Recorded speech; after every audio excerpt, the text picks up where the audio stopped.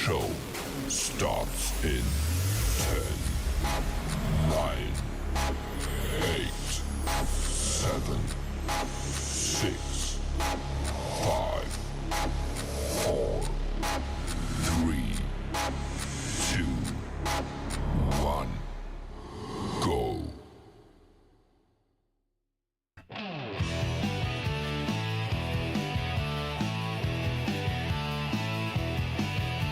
Assemble true believers, it's time for the show. ComixDad's in the house with the books you should know. He's flipping through pages, the good and the bad. Superhero showdowns and villains gone mad. With a wink and a grin, he's your comic book guy. So grab your pull list, let's take this ride. It's the pull list, here we go. ComixDad's got the highs and lows.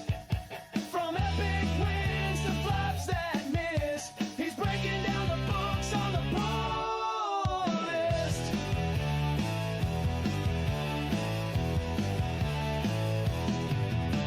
Superheroes, villains, and lore, he's got opinion you can't ignore. From indie gems to Marvel's might, ComixDad's here to set it right. Panels pop the story, so I'll tell you what's worth fighting for. Some books shine, some books fade. ComixDad's culminating, it's the pull list, here we go. ComixDad's got the highs and lows.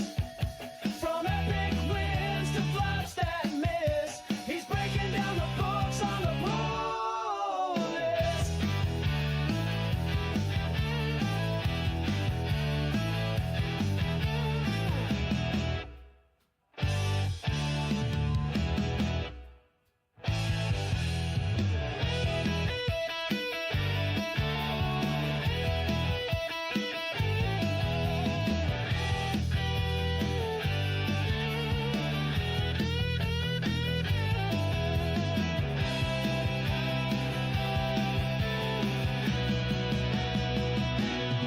So grab your stack, don't miss a beat. ComixDad's bringing all the heat. Tune in now, the verdict's in. The pull list, where the comics begin.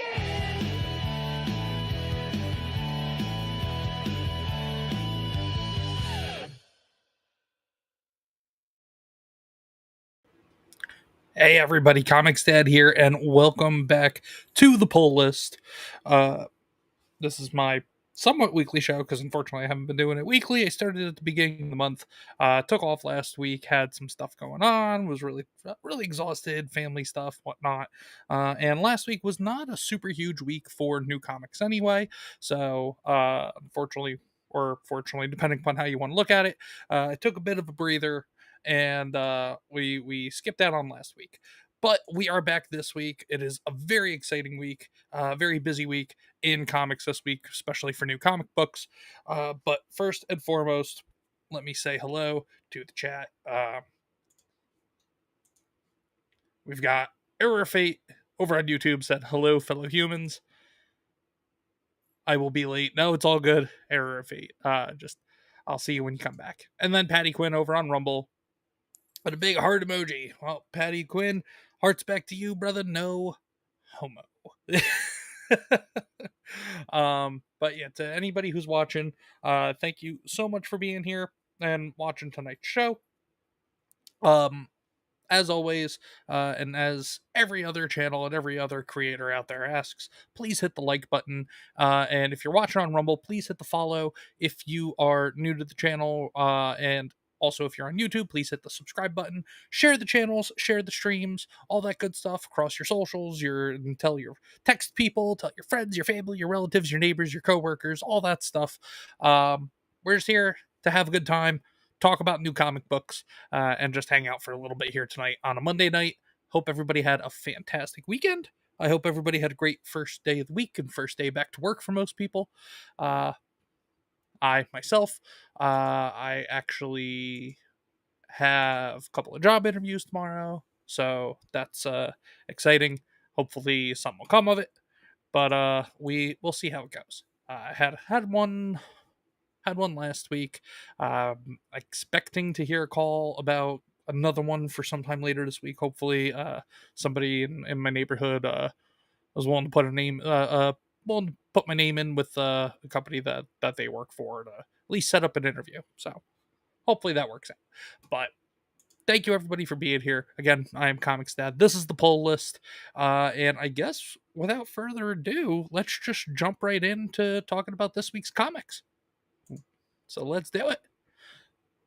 So, for anybody who is new, not just to the channel, but also new to seeing the poll list, it's a fairly new show that I've started doing. Again, I started it at the beginning of this month. I did it for 2 weeks. Wasn't able to do it last week. We're back again this week now.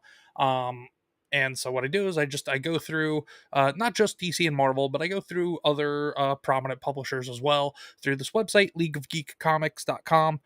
They're not affiliated with the show or the channel in any way.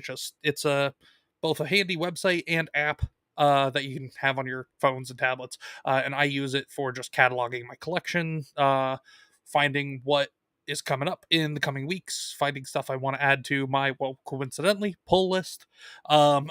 If you're into comics, you know. But and I love the platform, the website and app, League of Comic Geeks. But before I get into the new comics by publisher, what I like to do is I just kind of like to give a quick highlight in terms of what's currently on my pull list. And then as we go through the publishers and the new books for the week, I may be adding more to my pull list for the week. And then at the end, we'll go over my personal pull list again. And then as we're going through books, I will give my own personal recommendations, either a seal of approval or seal of disapproval, just again my own personal opinions, recommendations on if I think something is worth picking up and reading or not. And now I won't go through every single book by all the publishers we'll be looking at, but I'll go through ones that either look prominent or maybe look not so prominent. Because as a lot of people know, especially with DC and Marvel, the big two, a lot of the stuff that we have encountered in all of our pop culture over the last decade or so also has worked its way into comics, especially at Marvel and at DC. And then also on top of that, the quality writing of Marvel and DC has just not been there in the last 15-20 years, depending upon what title, what character, whatnot that you're looking at and considering. So I will just do my best to give my own insight and my own recommendations as to yay or nay for certain titles to pick up this week when you are at your local comic shops picking up your new books on Wednesday, because Wednesday is new comic book day. But over on YouTube, Mash is here, says, hey all. Mash, what's going on, brother? Good to see you, man. Welcome back to the channel. I hope you've been well, dude. But yeah, so what I have first and foremost now, I do have a couple of Marvel titles on here, have a couple of Image titles, and I have one new title from Boom Studios, which I'm very excited about. And I'll talk more about these particular books and these particular issues when I'm going through their respective publishers, but this is just currently my pull list for this week. So news from the Fallout #1, which is a new series out of Image Comics. VR Troopers #1. So for any of the 90s kids or any people who are fans of Super Sentai, so Power Rangers and other stuff like that, VR Troopers was it also probably less popular if I wouldn't know from back then, because I was a 90s kid, early 90s baby. So, but VR Troopers was another basically westernized Super Sentai show. And I personally loved it as a kid. I thought it was really cool. Obviously, Power Rangers was tops, but VR Troopers was a close second in terms of that genre for me. And then, so they have a #1 issue coming out this week. Then we have Ultimate Spider-Man #18, which is on my list for this week currently. Rogue Sun #28 out of Image Comics. And then a facsimile edition, which is a complete reprint of the Uncanny X-Men #136 from back in the day. Again, this is just what's currently on my pull list. I'll be adding more stuff to it as we go through the respective publishers through the show here tonight. Panda Simone is here on YouTube, says, hey ComixDad. Hey Panda Simone, good to see you, lady. I hope you are doing well. It is good to see you. I'm sorry I haven't been around too much lately. The last few weeks have been kind of crazy. Also, I'm sorry I haven't been around in Queen Comics Wife's chat, Panda Simone. That's right, everybody. Also, please, not just follow and subscribe to my channels here on Rumble and YouTube, but if you can please go check out my wife's channels as well. Her channel is called Queen Comics Wife, both on YouTube and on Rumble. And speak of the devil, there she is over on YouTube. Queen Comics Wife says your new son is being very needy. So we don't have a new son. We don't have a new child. Yesterday we ended up going and picking up a 7 or 8 week old kitten from somebody the town over from us who just was giving kittens away. They just had to get rid of them. So we went and we picked one up. We're still back and forth on the name, but he apparently has become quite fond of me in the last 24 hours that he's been with us. So apparently he's being needy and he won't stop crying. Wonderful. He's been I think the two names that we've been going back and forth on for him is Hades and Cliff. So Cliff is short for Cliff Jumper, the Transformer, the Autobots, the Autobot from Transformers. Tiny Panda Face over on Rumble is here, says, "Hey, ComixDad, happy Monday, Tiny Panda Face." And John Ambler's here over on Rumble, says, "Hail chat, John Ambler. What's going on, brother? Good to see you. Good to see everybody here. I appreciate everybody starting to filter in now. And we're just getting started here. Like I said, I was just going through what's initially on my poll list for the week here.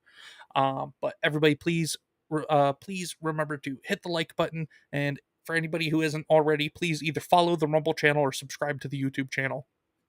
And share the streams, share the channel with everybody. Back in the end of May, we hit our goal of 300 subscribers on YouTube. We're slowly moving along towards the next 100. And same thing with Rumble. We hit 200. We're slowly creeping along to 300. If we could keep that growth going, I would really appreciate it, guys. And also just hang out, enjoy, get active in those chats. I really love talking to you guys. So just if you have questions or anything, let me know. If you have any comments about anything we're looking at, anything we're talking about, let me know. Also talk to each other, because the comics crew, which is what I'm calling this community, the comics crew is for everybody. Well, mostly everybody. Unfortunately, there is no community or society that is literally for everybody. So I have to put it out there, but it's for like the comics crew community is like for 97% of people out there. Queen Comics Wife said, "We need a poll of both names." Okay. So what we're going to do is, because there is no polling function on Rumble. So you know what? Actually, hold on.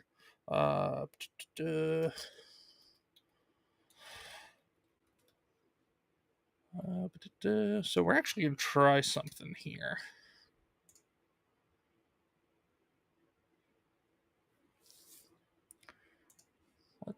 No, because I was going to see, does anybody know actually of a, oh, I think I found it actually. Oh, yep, okay. What should we name the new 8-week-old cat? Hades? Cliff. Short for Cliff Jumper.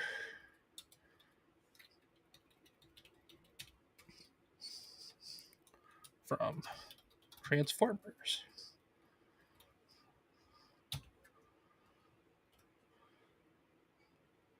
Okay, so let's create that poll.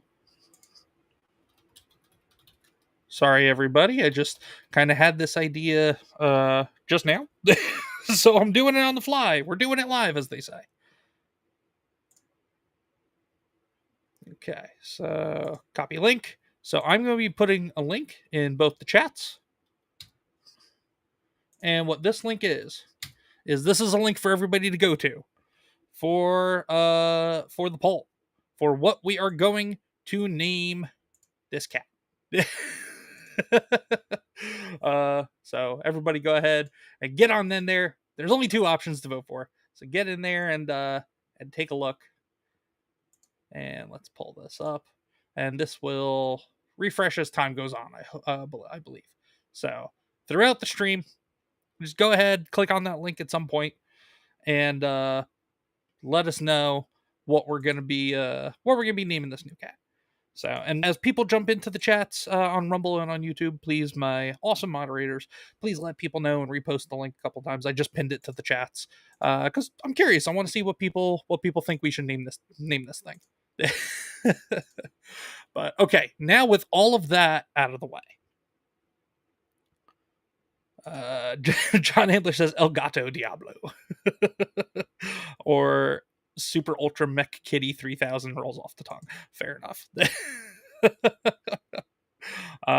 Tiny Panda Face says, Cliff, I love animals with human names. Well, Tiny Panda Face, get in that link I just put in the chat and go vote.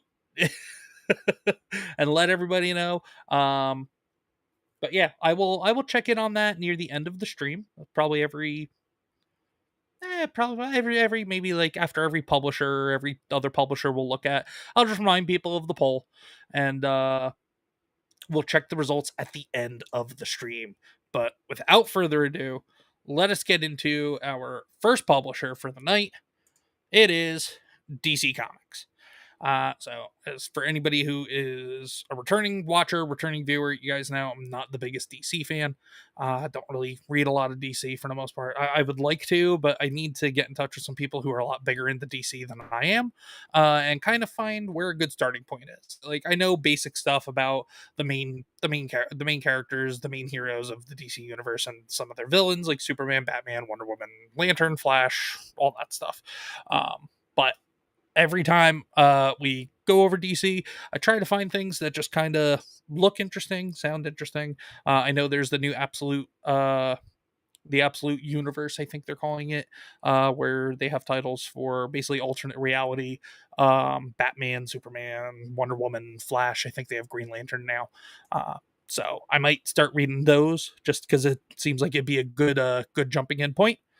But yeah, I unfortunately can't give too much insight into DC each week, just because I'm not an avid big DC fan. But I'm gonna do my best, just like I always do. So first and foremost, well, speaking of which, we have Absolute Wonder Woman here. Now, I did read the first issue of Absolute Wonder Woman a while back. It does seem like it's a pretty cool, pretty interesting story. Actually, it's an alternate reality where Wonder Woman is raised not by the Amazonians, but basically raised in the realm of Ares, I believe, the god of war, and so it goes from there, and she ends up just going and basically fighting and killing monsters that are being sent from another realm, another dimension, from mythological lands to try and destroy society or something. But the one or two issue, though, the first issue that I read was pretty cool. It didn't necessarily pull me in right away. I did have to go back and read it a second time, and I had to kind of munch on it in my brain a little bit in terms of, did I really like the story? How was the art? Stuff like that. The art was cool. The story, it was all right. It was only a first issue, and I read this a couple months ago. This is issue 9 that we're in now. But so I would say if anybody is a fan of Wonder Woman and a fan of like kind of what if type of stories or like alternate reality type of stuff, I would definitely say go pick this up. Um, but if you want to know what's going on, I would definitely recommend you try to find whether it's at your local comic shops or online. Obviously, I'd prefer at your local comic shops, but if you can't, or if you can't swing or don't want to swing paying for 8 issues before just to catch up to this issue number 9, I understand, but at least go back, at least try to see if you can find issue number 1 and 2. Read those, see if you like them, and then if you do, I would definitely say I would say we're gonna recommend Absolute Wonder Woman number 9 for this week. So I'll add it to the poll list for this week. Thumbs up recommendation of approval by ComixDad. We had come up with an approval rating system and graphics here, guys. If anybody knows anybody, or if anybody is handy with doing like quick little graphics I could throw up on the screen for like pull list approved or something like that, and like and like trash box recommended or something like that for comics that I don't like or not going to recommend to people, that'd be cool.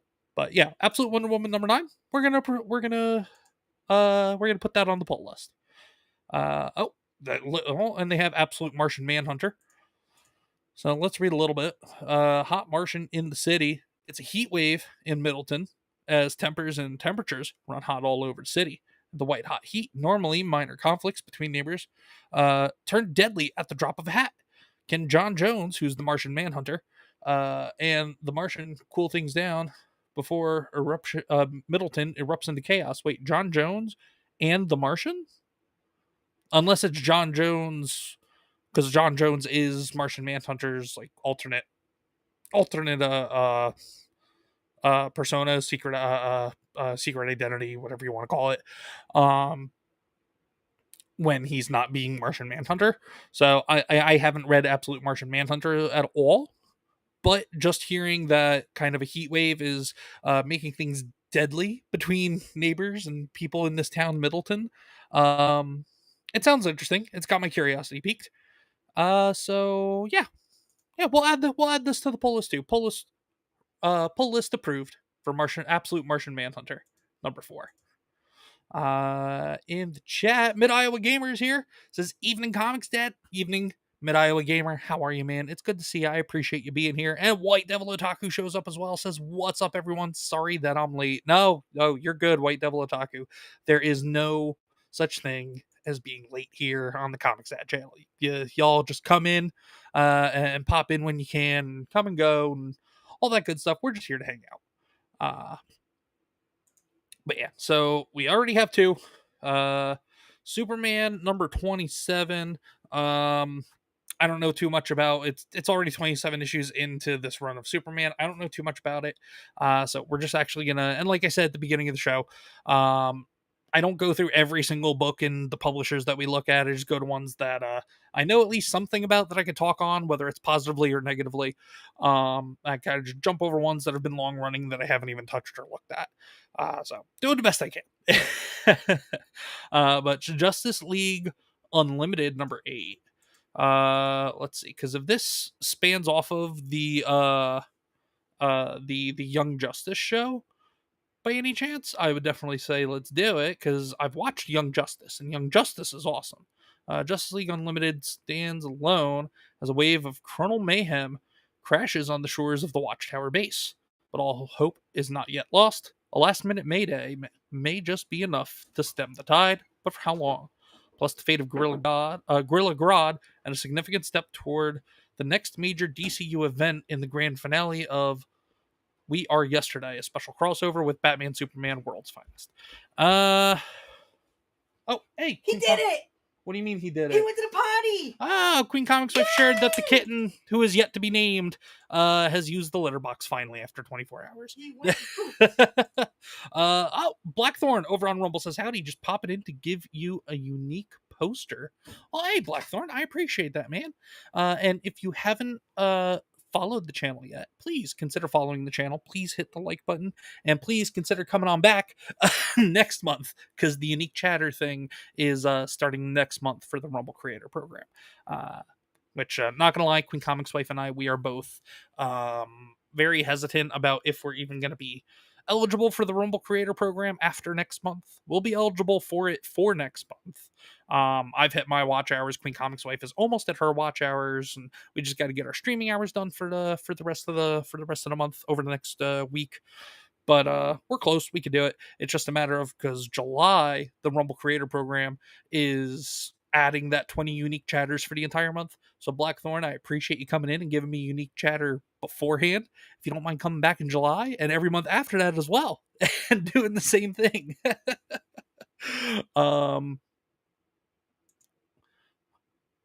iRod Man over on YouTube says, "Call the kitty Spider-Man. If you know, you know."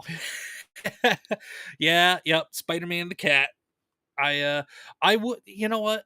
That I wish I thought of that earlier today or late last night, because after thinking about maybe like a list of 10 names, going through the names of the cat with my wife, Queen Comics Wife, and with the kids, we were able to boil it down to 2 names. Hades and Cliff, short for Cliff Jumper from Transformers. But for anybody who's new here or has popped in the last few minutes, there is pinned in each chat's a link to a poll. We are trying to name our new 8-week-old kitten. There are 2 options: Hades or Cliff, which is short for Cliff Jumper, the Autobot. But yeah, Irod man, oh man, I wish I thought of that yesterday or earlier today though. That would have been put into the consideration. But considering we painstakingly debated and thought about it for the last day ish, we finally got it narrowed down to two. I don't want to make the decision any harder. And Queen Comics wife goes, no. uh but yeah, anyway, let's see what else there is going on in DC here. All right, we'll take a look at this. New history of the DC universe #1. Learn the definitive story of the DC universe. In celebration of 90 years of DC, superfan and writer Mark Waid turns back time to the very beginning of the DC universe in a 4-issue miniseries drawn by some of DC's greatest artists and told by the newest chronicler of time, Barry Allen the Flash. Again, this is what I was saying before. I'm not really the biggest knowledge or the most knowledgeable guy uh in terms of DC and their lore and their history.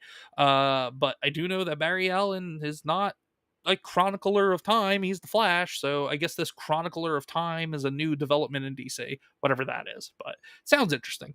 In our debut issue, Barry takes us from the very birth of the DC universe to the rise of the Justice Society. The golden age of heroes begins here, and the Justice Society was founded during the World War II era. Basically like the original heroes before Superman, Batman came around, at least in terms of DC universe. Brimstone's here. What's going on, Brimstone? How are you, man? Brimstone says DC Comics just hired a very, well, not good person. Yeah, I was going to talk about that a little bit later tonight. Um, or possibly on Talk and Chop on Thursday. But yeah, DC Comics definitely hired somebody to write some stuff for them, and I correct me if I'm wrong, Brimstone, but I think they're going to be involved in editorial as well. Where basically it's a person that is both just morally not a good person, but also very pro woke, pro all this nonsense we've been seeing in our entertainment. Um, but yeah, it's going to be a problematic hiring for them, especially if the quality of their stories and everything that person's going to be involved in takes a big nosedive. So we'll see how that plays out. But yeah, I'll talk about that either near the end of the stream, maybe. If not, I'll talk about it on Thursday for Comics Couple Cafe. But anyway, new history of the DC universe part #1, 4-issue limited series. Sounds interesting. We've got Mark Waid, who is veteran comic book writer. Um, I think we're gonna put this on the poll list for the week. Now, Brimstone, I understand what you were saying about you're not going to buy anything from DC, or you won't be reading anything from DC. Now, when I'm adding stuff to the poll list, it sounds interesting enough. Now, granted, I have limited funds. I can't go buy all of these comics I add to the poll list during the show, but it's at least stuff that I keep on my poll list in this platform that I'm on, League of Comic Geeks. So this way, eventually, if I want to go back and if I have the disposable funds to do so, I can maybe go back and pick it up as a back issue if I want to later on down the road. But yeah, new history of the DC Universe #1. We're definitely going to be adding it. Blackthorn said, I'm guessing the poll is on YouTube. I vote for Cliff. No, Blackthorn, actually, it's in the pinned comments. It's pinned in the chat for Rumble as well. So you can go to that link, and if you just check the pin, and you can go to that link and you go vote there. And we'll be checking that poll at the end of the stream. But yeah, new history of DC Universe #1. This one is one that I really wanted to talk about tonight. DC and Sonic Cross or X, whatever, however people say that. I say DC and or DC meets, or I don't just say the letter X whenever there's crossovers like that in titles, whether it's books, manga, comics, whatever. But DC and Sonic the Hedgehog #4. This I believe is the final issue of this miniseries. This started several months ago. The first issue, I actually did end up reading it. I haven't been able to find a copy of it, but I did end up reading it, unfortunately, digitally. And I really enjoyed it. It was a fun story.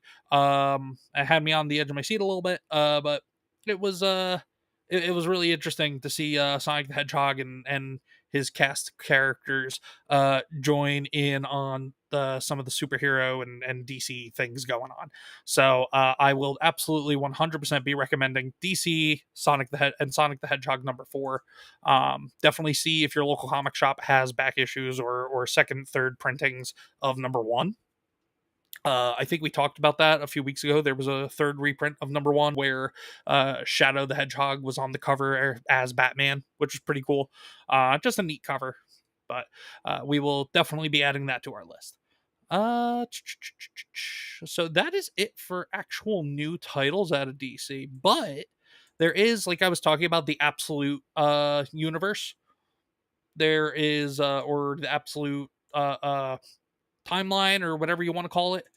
But it looks like that they've got the initial titles that launched this absolute universe in DC. It looks like that they're going to be doing reprints coming out this week as well. So Absolute Batman #1 will be reprinting this week. So if you want to check that out, go ahead and grab that. We'll put that there. Absolute Superman. I've heard good things about Absolute Superman. I haven't gotten around to read it myself yet, unfortunately, but we'll put that there. And then, like I was saying earlier, Absolute Wonder Woman with #1. It wasn't the greatest thing I ever read, but it kept my focus. It kept me entertained, and it has me wanting to read more. I just got to be able to read it more at some point, read more issues at some point when I can. So we'll add those all to the pull list as well, just in case anybody wants to go pick those up.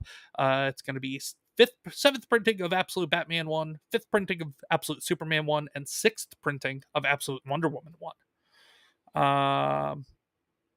Blackthorn said, I guess I'd close down the pinned comment. No, it's fine, man. You just click on the pin and it'll bring it right back up. But here, we'll do this. We'll just copy the link address. I'll put it right back in there for you. So there you go. And then over on YouTube as well, guys, pinned in the chat is a link to go vote on the poll for the name of the newest member of our family. And we're gonna let the chat decide, just like we let what is it, the Jay Drunk 3PO and his Sea of Thieves gaming group and their chat named the bearded dragon that we got several months back. They ended up naming him Megatron. But instead of leaving it up to the streamers, we're leaving it up to the chat this time. Queen Comics Life said ComixDad has a poll link in the chat to figure out what name we're gonna. Oh, okay, so you're just letting people know on YouTube what's going on. Gotcha, Queen Comics Life. Thank you. And then also, just real quick, for people watching on the YouTube side, we are not monetized on YouTube, so if anybody is feeling generous in any way, again, I'm not asking, I'm just informing people, just because people do sometimes ask, oh, hey, are you monetized? Oh, hey, is there a way I could support, donate, whatever? In the description of the stream on YouTube, there are the links for donating, various ways to do that. Rumble, if anybody's feeling generous, you know how to do it on Rumble. But if you don't want to do it through Rumble, just let me know in the chat, and I can throw those links in the chat on Rumble as well. But again, I'm not expecting anybody to donate or anything like that. It's just something I like to mention, especially for the YouTube side, because again, not monetized over there. So, but anyway, we're moving on. So we went through our DC list books for the week, and now we're going to be moving on to Dark Horse. We're moving on to Dark Horse Comics here. They don't put out nearly as much as DC and Marvel do. Nobody puts out as much as DC and Marvel does on a weekly basis. But Dark Horse has some things that are going on that I've been enjoying. Like they had the 3-issue limited series by Mark Miller called Vatican City that just finished up this past week. I actually need to go pick that up this coming Wednesday when I go to my local comic shop. I do have a couple of titles that I do have a couple of weeks that I missed out on that I need to go pick up stuff from my pull list from the last few weeks. So that'll be one of them. But that series is done. It was a 3-issue series. I can't wait to read the finale of that. But let's talk about what's coming up this week in Dark Horse Comics. So we've got anything Star Wars. I don't care if it's DC or not DC. I'm sorry. I don't care if it's Marvel or Dark Horse, because Dark Horse has been putting out Star Wars comics for a very long time. A lot, especially like High Republic and a lot of EU stuff as well. But I pass on everything Star Wars at this point. Basically, doesn't matter if it's Dark Horse Comics or Marvel Comics, because Disney, Marvel, or what is it, Disney, Star Wars, Lucasfilm, whatever, the nut jobs, the idiots in charge over there, they have some kind of a say in terms of what Dark Horse Comics does with the Star Wars titles. And we all know at this point that Disney Star Wars is absolute trash. So I'm just not even going to bother with that. So the Star Wars The High Republic is going to be our first title of the night that we're going to recommend for the trash box. So don't even bother with it. Don't even bother looking at it at your local comic shop. Just walk right past it. If anybody asks, you just say, "Yeah, trash. It's trash. Trash box it. Put it in the garbage can. Move on." Uh, Dark Horse Comics apparently does have a Witcher series. I think, if I'm remembering correctly, I think this is not their first Witcher title they've done. But I don't know too much about it. But if you're a fan of The Witcher, I'd say go ahead and pick it up. It looks like it's a 4-issue series for this: The Witcher, The Bear, and the Butterfly. This is number 2 of 4, as it shows on the cover here. So yeah, if you're a fan of The Witcher, you want to give it a shot. It's only the second issue, and even then, some comics or most comics like to give a little bit of a blurb in terms of things that happened in the previous issue. So you're only 1 issue behind. So if you're a fan of The Witcher, and hopefully this doesn't take anything from the nonsense that we've been getting from the Witcher Netflix series, we'll put that on the pull list. It's not gonna be like a glowing recommendation or anything like that, but yeah, go ahead and check it out. We'll add it though. Now, this next one is actually one I'm very excited to talk about this week. Let's take. I see some things going on in the chat. Hold on. Oh, Error Fate's back. Error, what's going on? Good to see you. Oh yeah, Queen Comics Life, you were explaining to Error what's going on with the poll. Gotcha. Queen Comics Life said ComixDad, his poop is stinky. Well, yeah, he's an animal. Animal crap stinks. That's all there is to it. But yeah, this next one though. So this is Huck Big Bad World number 2. So I picked up the first one. This is also written by Mark Miller, and for those of you who don't know, Mark Miller wrote Vatican City, 3-issue series. Just wrapped up with Dark Horse Comics. Really good from the first 2 issues that I read. He is also the creator and writer of Kick-Ass. I'm sure a lot of people know Kick-Ass from the movie, but of course it was a comic book series before it became a movie franchise. And Mark Miller is also currently working with John Romita Jr. on their own independent book being funded over on Kickstarter called Psychic Sam. I'm really excited about that. But Mark Miller is another comic book industry veteran in terms of being a comic book writer. I can't recall a Mark Miller story that I've read that I haven't liked or loved. But Huck Big Bad World, in the first issue, we meet this guy named Huck, and he exists with like superpowers. It seems like he's got super speed, super strength. It's not really focused on because it's kind of telling 2 stories. It's telling the story of this guy Huck, who is trying to who's in love with his girlfriend and her kid, and he brings her flowers, and she gives him bad news that her kid's father is back in their lives, and and she's been thinking about it, and they're going to take another go at it and try to make it a functioning family. He's all bummed out about it. And the guy kind of gives him a hard time. He's like, "Oh, well, hey, thanks for taking care of my family while I was gone, this, that, and the other." And on the flip side, there's a guy that's coming around and finds Huck's house and Huck's mother, and basically he's kind of asking questions about Huck's background and Huck's upbringing, but her upbringing as well, because she also is a superpowered individual or has some form of powers and abilities. And the end of the first issue ends with Huck meeting this man that came and has been talking with his mother about, well, basically them and their abilities and their powers, and offers him a proposition about wanting to save more lives and help more people. So it was really interesting. It was kind of a neat way to introduce superpowered people, because he's not a superhero. He's just a guy with powers. He's a guy that's super fast. He's a guy that's super strong, but he's not a hero. He's just a nice guy that goes out of his way to do nice things for people. But yeah, so Huck Big Bad World number 2, we're going to absolutely do that as a pull list recommendation for this week. Outside of that, there's really nothing else that oh, well, maybe there is one. There's one more book from Dark Horse Comics that we'll touch on. This is interesting. It's called Tramps of the Apocalypse, and the only reason why we're talking about it is because I just saw it. It's an interesting title. So let's read the blurb about this. The year is 2094, and men rule the world. So what has changed in 70 years, you ask?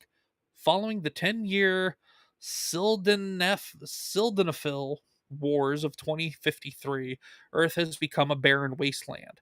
Factions of surviving men led by Quest Ragnar, King of Males, have taken over the remnants of cities and towns across the globe. Okay, I think I see where this is going, but let's get through the rest of this.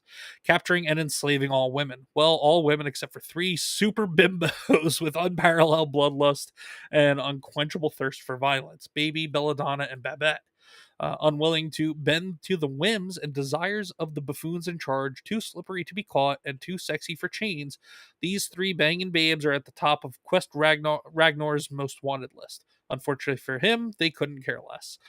Okay, I have mixed feelings about this now that I read that. At first, I thought this was going to be just like Mary Sue's girl power, super woke feminist slop. But I mean, considering they're talking about there's 3 super bimbos and they're tramps of the apocalypse and all that, I mean, it doesn't necessarily help that the writer art creator artist is also a woman who, just based on this picture, looks like she could potentially be a feminist. But I mean, it's got the concept that makes me hesitant, but it also has some words and phrases in there that makes me think that this might be a very tongue-in-cheek type of book as well. So if it's very tongue-in-cheek and it plays on the feminism in like a fun kind of, like I said, a kind of a tongue-in-cheek jokingly way, I wouldn't be opposed to it. And as long as it's done well and done in a way that isn't preachy, it could possibly be entertaining.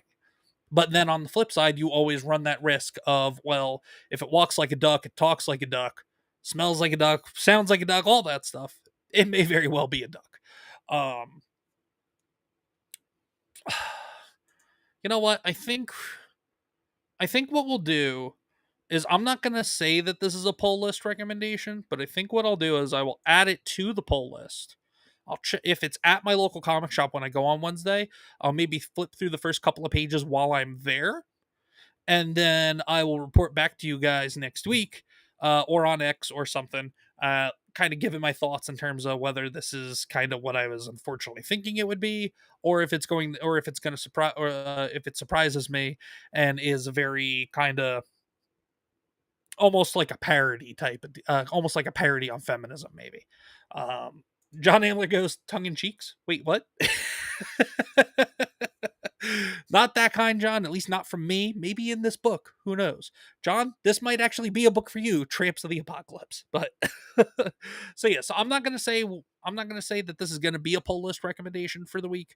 But like I said, I will at least go check it out in person on Wednesday and do comic book day, and I will report back to you guys, like I said, whether it's on X, or maybe on Thursday for comics couple cafe, or if maybe I do a little video on it. I don't know, but I'll report back to you guys in some way, shape, or form and let you all know. Also, oh, that reminds me, guys, if you aren't already, please go follow me on X, just because that is where I post a lot of notifications, updates about the channel, about when I'm going live, videos that I drop, my thoughts on things, when I do movie reviews over on a website called criticalist.com, things like that. So if you want to see and be up to date and know about things that I got going on, and things that I'm doing, especially for the channel, go ahead and follow me over on X at ComixDad. That's all you got to search. I'm across all the platforms at ComixDad except on Rumble, because I didn't realize your profile name and your channel name had to be 2 different things on Rumble. So that's why the Rumble channel is ComixDad channel. But yeah, let's move on. So that was Dark Horse Comics. But let's get a quick update on what's going on with the naming of this cat.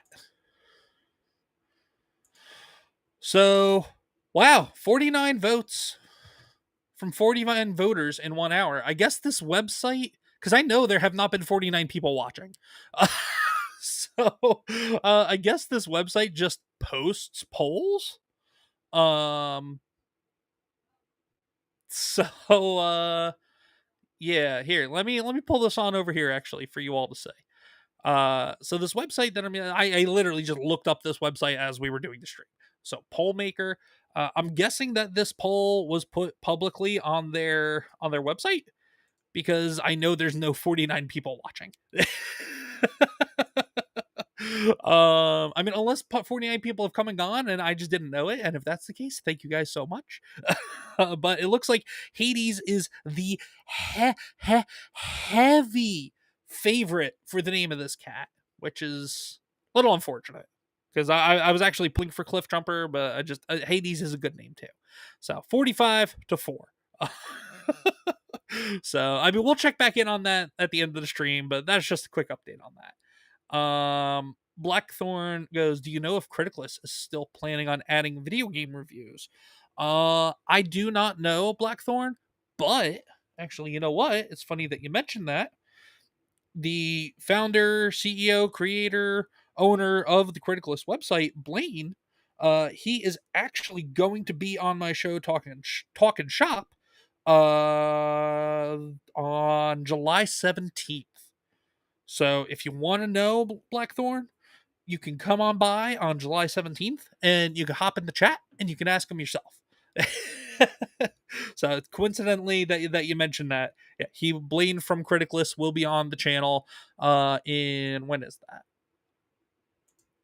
1, 2, in 3 weeks. He'll be on Talking Shop. 3.5 weeks, something like that.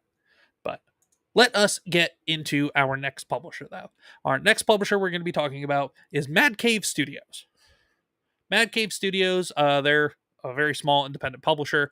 They've done stuff, most, at least in terms of what's predominant in my mind, the most predominant title that they have published is Nottingham, which is a very dark, very gritty retelling of the Robin Hood tale in the form of Robin Hood and his merry men are actually going around. Yes, they're robbing from the king's men and all that stuff, but they're murdering people. They're murderers as well. They're not just serial thieves, they're serial murderers. And there's a whole plot behind it and everything. The Sheriff of Nottingham is actually the main character and our protagonist. But so Mad Cave Studios, that is definitely awesome that they have done in the past. But what I actually did was I read this title here from last month, The Pale Knight. And it was a very interesting story. It's obviously a medieval knight, probably around the time of the Crusades. Yeah, I think it was around the time of the Crusades. And there's this guy, he's a knight. He is no longer fighting in the Crusades. And he basically the whole issue is kind of him reliving the very traumatic and very terrible things that he had to do while he was fighting in the name of king and country during the Crusades. And he comes back home and the plague is sweeping the country, is sweeping the kingdom, sweeping the countryside. And he ends up getting back home and he's worried. And the whole once he's back in country and finds out about the plague, he and his squire, they're traveling back to his home. He is worried about his wife, worried about his child. He gets home, his wife is okay. His child, on the other hand, is not. And as he is just kind of sitting and praying, hoping that his child is going to be okay, he is actually visited by the Pale Rider himself. Not even the Pale Rider, but Death incarnate itself. And basically, he's given a proposition by Death. Basically, I will save your son, but you have to serve me. And that's where the first issue left off. And it had me at the edge of my seat when I got there. I mean, it was a little bit of a trudge to get to the end, but it was a lot of building an emotional connection with our main character, and kind of just giving an idea in terms of some of the terrible things that he had done, and setting the stage for moving forward, obviously. But it was well written. I enjoyed it. It wasn't the most gripping thing until the end, but it did a pretty good job of setting up that emotional connection with the main character. Now that we know what's going on, I can go into issue 2 really excited about this. So what we're going to do is we are going to absolutely 100% pull list recommend The Pale Knight #2 out of Mad Cave Studios for this week. So definitely be sure to go and check that out. The Defenders of Earth. I actually have not seen this before, but uh it looks like there is a very old, very and pretty well known character from back in the day in TV. I believe this is the Phantom. If that character, if I'm getting that character's name correctly, I don't know much about the character. I just know that he existed in television. But this is definitely interesting. Um, I'm not going to recommend this for everybody, but if you like, I guess, offshoot superhero stuff, go ahead and check out Defenders of the Earth from Mad Cave Studios. Why not? See if you can find some back issues of the first couple issues. But what we are going to look at is we are going to look at this Blade Forger #4. This is interesting. Now, I don't know anything about this series. Really, what drew my attention to it was this cover, because this is a really cool, really well done, beautifully done, but really wicked looking cover. And I think what we can do is I can go to the actual series. There we go. Blade Forger. We'll go to #1. The discovery of Quorum, a never before seen energy source, led to a bloody world war for its control. After years of constant death and destruction, Lords of the Lands agreed to stop the fight and negotiate an agreement, the Blade Forgers Treaty. This treaty established that the centralization of Quorum exploitation would be done through one central government led by a neutral emperor. Okay, so it's the tournament of the 5 rings every 5 years. Is how they determine this emperor would have to be a blade forger, a mystical swordsman, and defend the title. Blade forgers from every corner of the empire would fight for the possibility of becoming the new emperor. Okay, so yeah, that definitely seems really cool. It looks like it's going to be a 5-issue series because they don't have anything after that. Okay, so it's 5-issue series. It focuses on the tournament of the 5 rings to determine who the emperor is. But yeah, I mean, this cover looked neat, and that's what drew my eye to it. And a lot of times, that's you need a good cover, you need a good cover artist to be able to sell a book, especially from a smaller publisher like this, from Mad Cave Studios. So Blade Forger, I'm not going to add it to the pull list, but it definitely seems pretty cool. Definitely seems really really interesting. So you go check it out on your own if you want. But I especially because it's issue #4 out of 5 issues, I'm not going to recommend it just because it's near the end of the series already. And then now we have this last title from Mad Cave Studios, a new series. Don't forget your briefcase #1. So the blurb is: everywhere the president goes, there is a military liaison who follows, carrying a briefcase with the codes to launch a nuclear strike, and it's just been lost. This is the story about what happens when a 10-year-old boy finds the nuclear football and accidentally brings the world to the brink of annihilation. Okay. That's got potential to. I don't know if it's just based on that. I don't know if it's necessarily, you can't really tell if the tone is going to be really serious and gritty, or if it's going to be kind of a fun, cheeky type of adventure. John Ambler, not that kind of cheeky. um, I'll add it to the pull list. Why not? It's an interesting concept because it definitely makes you wonder what would a 10-year-old boy do with the nuclear football if he had somehow stumbled across it. And how would he even come to know what the hell it is? But that's pretty neat. That's pretty neat concept. So we will absolutely 100% pull list recommend. Don't forget your briefcase #1. And I switched to my full view here because Queen Comics Wife has just brought in. He's crying at the door. Has just brought in our new boy. This is either Hades or Cliff Jumper. We don't know what he's going to be called yet. It's looking like it's going to be Hades. Here he is. I have the virtual background up, so this is about as good as we're going to get. He keeps crying at the door. He don't want you. He wants to look for you. He's looking for you. Hey, buddy. Well, I'm doing some stuff right now, okay? Okay? When You I'm happy? done. You got him now? You happy? Okay, Now, when I'm done, we will hang out some more, okay? I promise you. Here, go on, mommy. come on. I know. Okay, I know. John Ambler said, I love butt cheeks, preferably on women. Yeah, I know, John. I know. But let us hop back over. And we are actually, you know what? Let me get a sip of water here.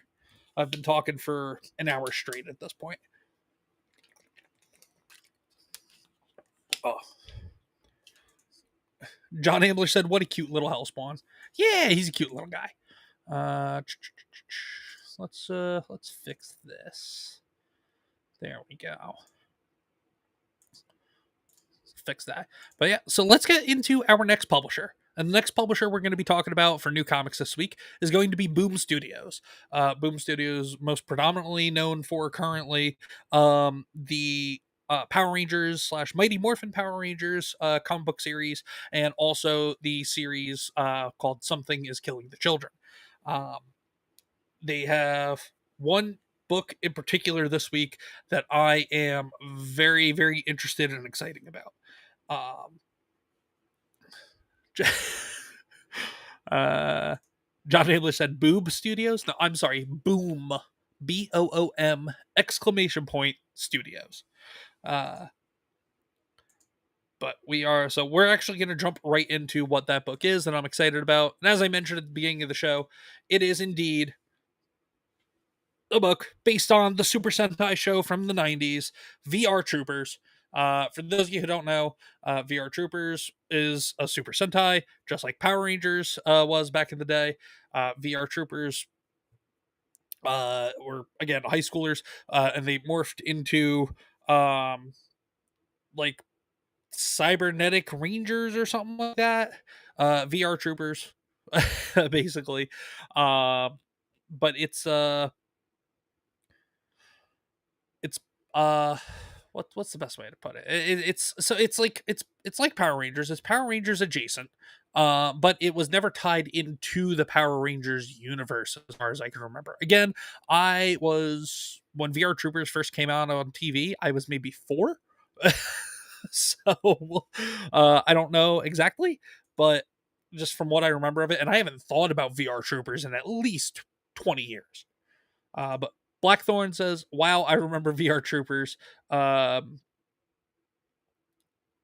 I remember correctly, it wasn't very successful. No, I don't think it was, but it was a cool series. And yeah, it was during the whole VR fad that appeared seemingly everywhere.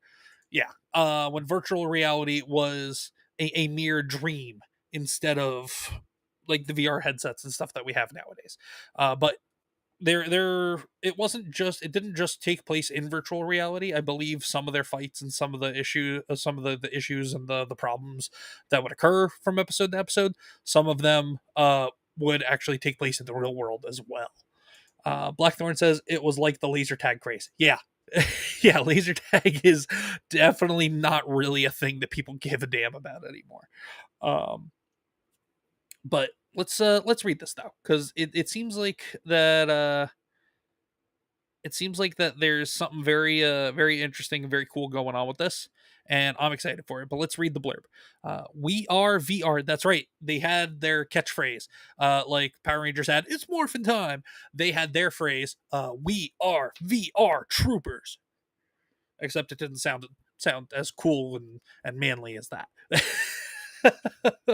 But yeah, we are VR. Spinning out of Power Rangers Prime, which is the current Power Rangers title out of Boom Studios, which I still have to read because I think I'm in the last 5 issues of the Mighty Morphin Power Rangers series that they wrapped up last year.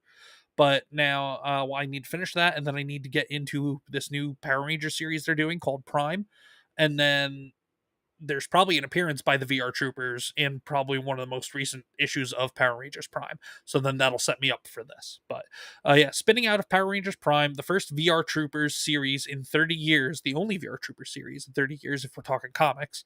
But yeah, it's been 30 years since that show was on TV, I guess. Yeah, it did not have a very long-lived run. The perfect jumping on point for Troopers fans, old or new. The VR Troopers are the most elite of the Eltarian Empire's human heroes on Earth. So the Eltarian Empire is something that's introduced in the Power Rangers, Mighty Morphin Power Rangers series from Boom Studios. So it seems like that the VR Troopers are definitely heavily tied into, because the Eltarian Empire, that's where Zordon is originally from, according to the comic book series. So it seems like that the VR Troopers are definitely going to be heavily tied into the alien side and Zordon's past and stuff like that, I guess. But anyway, they are the most elite of the Eltarian Empire's human heroes on Earth. But what secrets are the Eltarians keeping? When VR Ryan tracks down a rogue Scug, we'll find out what that is, I guess. He'll come face to face with a foe who will change his understanding of VR and himself forever. Now, just on name and brand recognition alone, I 100% pull list recommendation. Already had this on my pull list when I found out about it a few weeks ago that it was coming out. So if anybody is a Super Sentai fan, a Power Rangers fan, or if anybody even remembers VR Troopers from back in the early to mid 90s, definitely add this to your list as well and go pick it up. It hopefully will be done very well. It hopefully will be a cool member berries type of feel reading through it, but also with a bit of an interesting take and spin on it. John Abel said, "I'm here and lurking. Time for me to grub out on some dinner." Oh, fair enough, man. Oh, and of course, and drinking. And then speaking of names, how's the poll doing? Last I checked, it was a heavy favor for Hades. Yeah. 60. Okay, so this website, I'm convinced this website, this pollmaker.com, unless you just keep going to this poll over and over and over again and voting for it, and maybe that's why you're asking. So I don't know how the hell people are. I don't know how there's so many. I don't know how the hell there's so many votes on this. Yeah, but currently, oh no, that's not the way. Results. So currently, Hades is the heavy favorite, 65-4. Tiny Panda Face says, Tiny Panda Face says, "I'm the only one who likes Cliff." And John Ambler said, "You can't vote twice. I tried." Okay, so then I don't know where people are seeing this. I don't know if this is like, if there's somewhere on this website that I can't see that people are seeing this from, or what. Or if there have been 69, hey, great number, hey now. Unless there has been 69 people that have been coming in and out of the stream and clicked on the link. Tiny Panda Face says, "I think you can create a poll on EVMux." Yes, I believe there is, but the apps and widgets on EVMux don't always work. So I haven't gotten around to playing with that. So I will definitely look into that though in the future, because maybe what we'll do is I will start maybe incorporating polls into this show every week. Polls about maybe some of the books that we're looking at, or maybe about something, or maybe just polls about stuff that you guys are talking about in the chat, maybe. But no, Tiny Panda Face, you were not the only one that was in favor of Cliff Jumper. 3 other people were as well, and I think I was one of them. But it looks like again, I'm gonna leave it open until the end of the. I'm gonna leave it till the end of the stream, but it looks like his name is gonna be Hades. To John Ambler, 69 is a good number. Blackthorn, but there are 69 votes in the last hour. Giggity. Here we go. John, I incorporate my poll all the time. But yeah, VR Troopers, absolutely 100% poll list recommendation for this week. And then the other thing that we are going to look at is we're going to look at this, because this looks like something that might be up Queen Comics Wife's alley. This is called When I Lay My Vengeance Upon Thee. This is 5 issues in of a 5-issue series. So Queen Comics Wife, if this sounds like something that's cool to you, this is the very last issue of this miniseries. Hell is here. Father Stygian and Barrera make it to the hospital where the ominous masses of birds are terrorizing the building as they rush to find Andrea. Shocking revelations about Stiggins' practice leaves Barrera horrified, but will that horror be enough for him to do what's needed? Or are they too late? All right, so let's go to issue 1. Oh, Queen Comics Wife says, I am already reading that. I did not know you were Queen Comics Wife. Are you enjoying it? So this is when we're gonna get Queen Comics Wife involved. Error of Fate said, if I use 3 separate emails, do you think I could get 3 votes? Maybe, probably. I don't know, Error of Fate. That polling website, I literally just Googled it as we were I looked it up as we were talking about the cat name earlier on in the stream. There is a poll website that the GCA crew uses for when they do their secret memer segment on their show every week. And I may go and grab that website from them this when they do their show on Wednesday, and then use that moving forward. But I don't know. You can try it. Queen Comics Wife said, "Yep, I have 3 issues of it, and I'm not gonna lie, I'm not impressed with it." Okay, so the horror stuff is definitely up more Queen Comics Wife's alley. So we're gonna go with Queen Comics Wife on this one. We're gonna take her recommendation, and since she said she's not impressed with it, we are gonna say thumbs down on this. We're gonna trash box this one. When I lay my vengeance upon thee. So that is it for Boom Studios. What are we gonna do? Are we gonna do Image next, or are we gonna do Marvel next? Let's go with.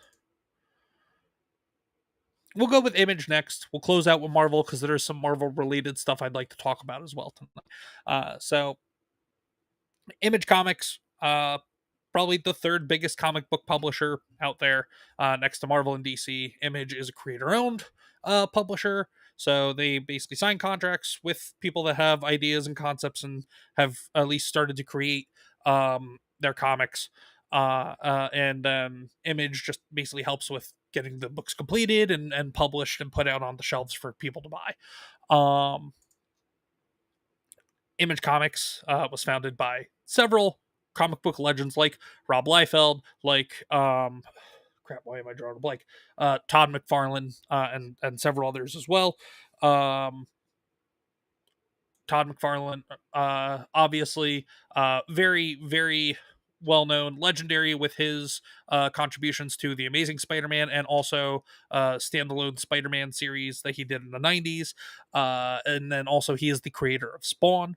Rob Liefeld kicked off Image with Youngblood is the name of his superhero franchise, his superhero team franchise. But also Rob Liefeld is the creator of the character of Deadpool as well.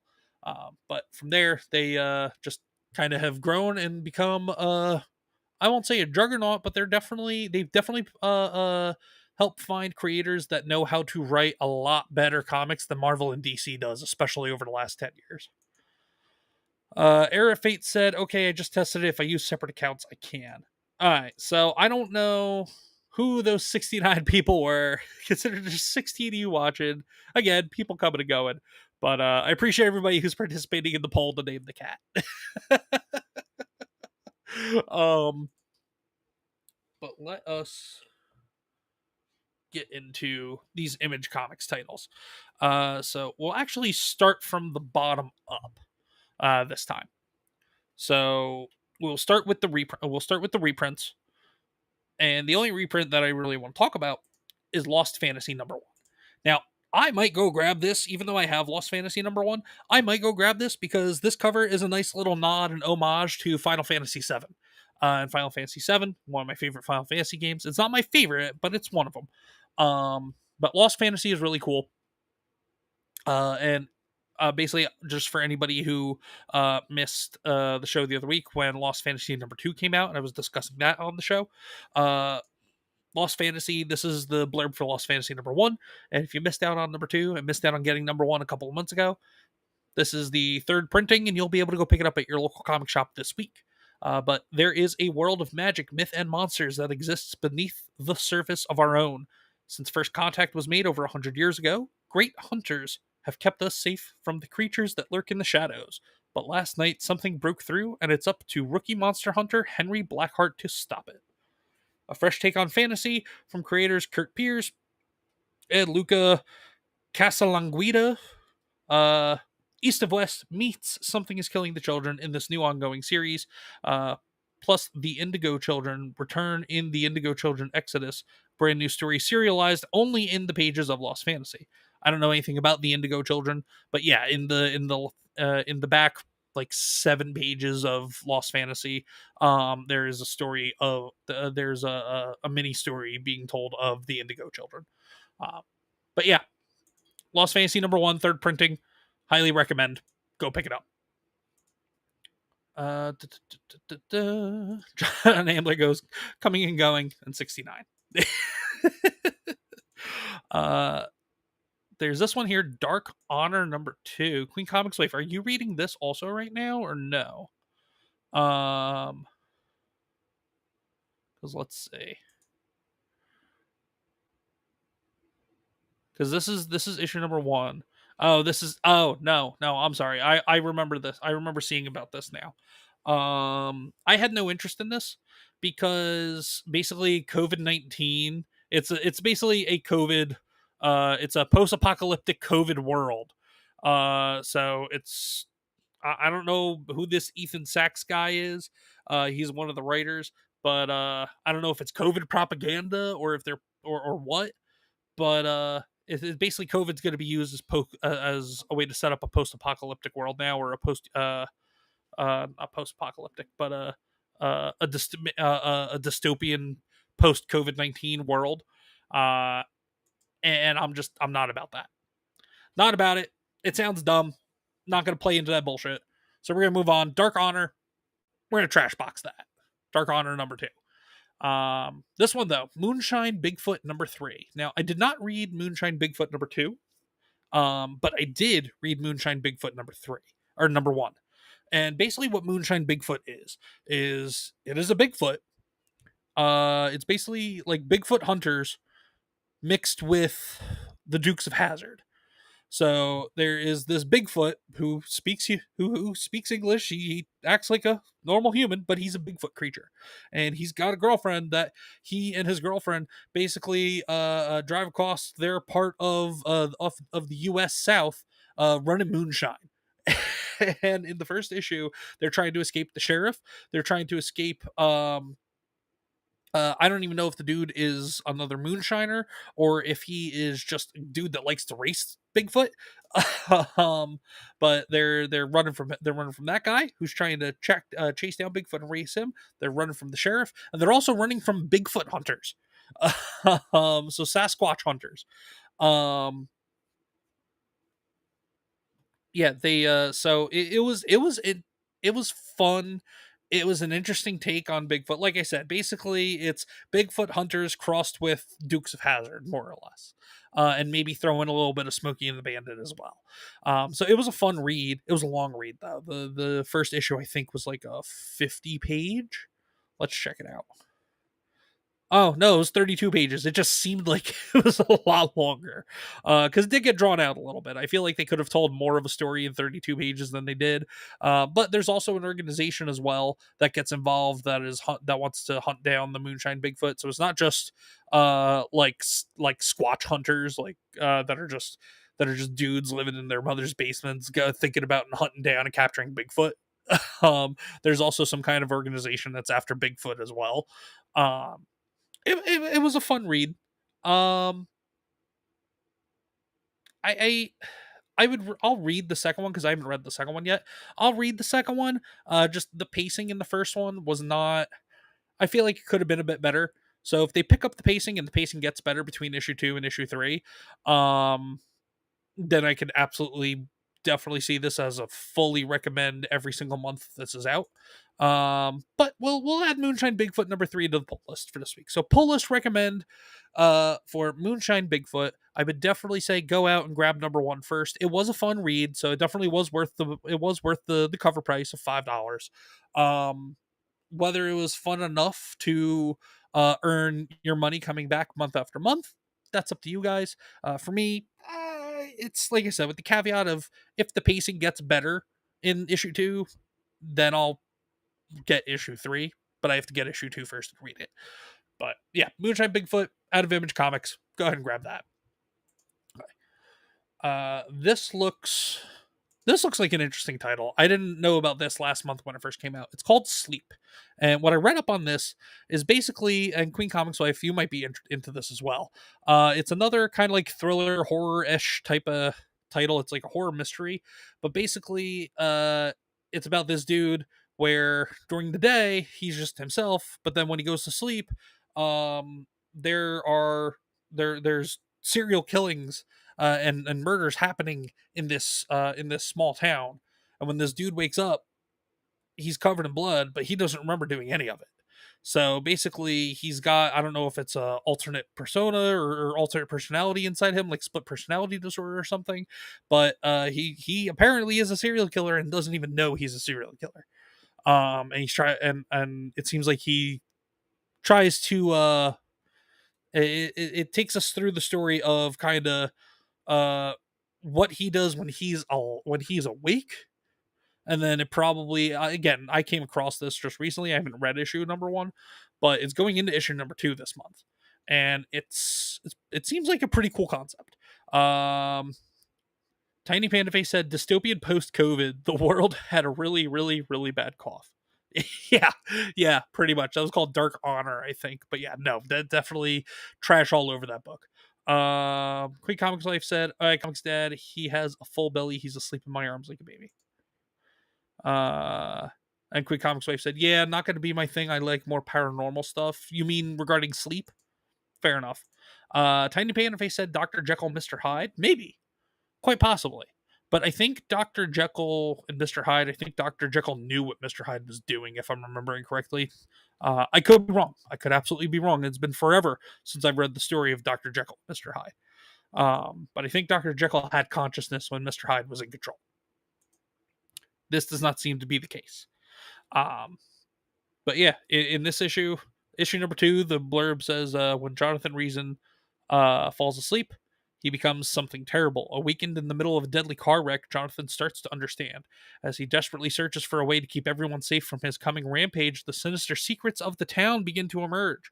So it's a horror murder mystery, but apparently it's not just centered around this guy. Apparently there's secrets in this town as well. So you know what? That actually, I might read that myself. So we're gonna pull this recommend Sleep from Image Comics. Sleep number 2. But again, you're gonna have to go to your local comic shop and ask them if they have Sleep number 1 as well from last month. What are we gonna go into now? Yes, we will go into this. Ultra Mega. So Ultra Mega is a series that has been around since 2021, but for whatever reason, I haven't looked too much into it into why. I don't know if it was personal reasons or otherwise, but the creator and the writer, he wrote the first 4 issues, I think, in 2021, but then was on a 3-year hiatus and then started writing and then put out more issues in 2024. I think it was 3 issues. Here, let's see. Yeah, so the first issue of this was March of 21, and he did the first 4 issues in 21. And then September of last year, he did number 5, number 6, number 7. And then in March of this year, number 8 came out, and then now we're at number 9.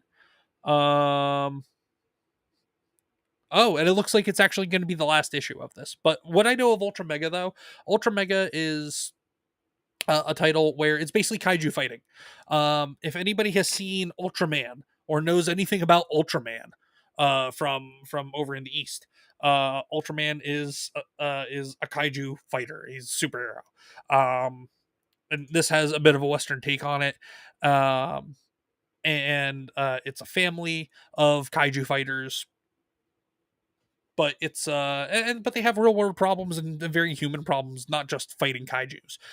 So Ultra Mega number 9. If anybody has read Ultra Mega, I will say put it on the poll list. If you haven't read Ultra Mega, I would maybe see, because it is a title that is 4 years old at this point, I would maybe see if your local comic shop has the first 3 or 4 issues in their back issue selection, and check it out. And then if you like it, definitely see if you can hunt down the rest.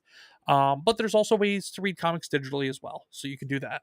But I will recommend Ultra Mega for those of you who like kaiju fighters, and for anybody who likes kaiju related stories, or if anybody likes Ultraman. Uh, Blackthorn says never watched any Ultraman, but I have several soundtracks from it that Toshihiko Sahashi composed. Now, you have the soundtracks like do you have them on cassette? Do you have them on CD, or do you just have them saved on your computer?